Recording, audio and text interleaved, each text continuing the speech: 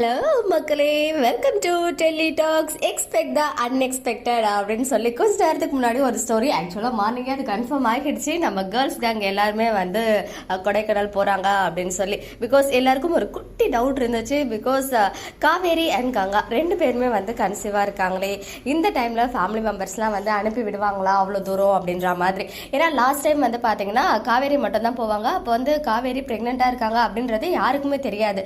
But Ganga ப்ரெக்னெண்ட்டாக இருக்காங்க சொல்லி அவங்கள மட்டும் வீட்டிலே இருக்க சொல்லுவாங்க.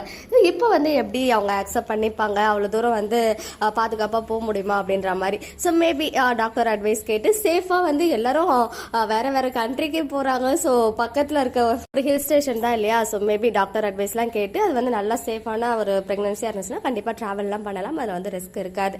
ஸோ மேபி அந்த மாதிரி அட்வைஸ் கேட்டு இவங்க கிளம்புறாங்க போல.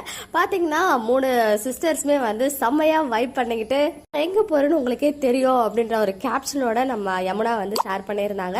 காவேரி முன்னாடி உட்காந்துருக்காங்க, பின்னாடி 2 சிஸ்டர்ஸும் வந்து ஜோடியா உட்காந்துட்டு இருக்காங்க. இப்போதைக்கு இந்த சிஸ்டர்ஸ் பிக்சர்ஸ்லாம் ஷேர் ஆகிடுச்சு.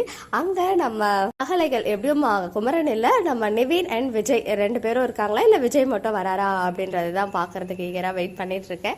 நான் மார்னிங் கங்காவுமே வந்து கன்ஃபார்ம் பண்ணிட்டாங்க. இப்போ இவங்களுமே வந்து பிக்சரே ஷேர் பண்ணி நமக்கு வந்து கன்ஃபர்மேஷன் கொடுத்துருக்காங்க. ஸோ இன்னைக்கு போறாங்கன்னு சொல்லும் போது மேபி இன்னைக்கு நைட் ஷூட் ஸ்டார்ட் பண்ணுவாங்களா, அதர்வைஸ் நாளைக்கு மார்னிங் வந்து ஷூட் ஸ்டார்ட் பண்ணுவாங்களான்னு தெரியல.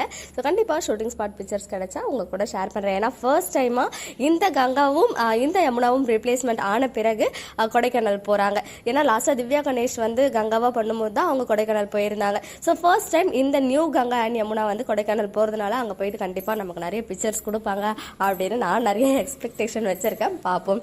ஓகே மக்களே, நெக்ஸ்ட் வீடியோவில் மீட் பண்ணுறேன். எக்ஸ்க்ளூசிவ் அப்டேட்ஸ்க்கு மறக்காம நம்ம யூடியூப் சேனலை சப்ஸ்கிரைப் பண்ணிக்கோங்க.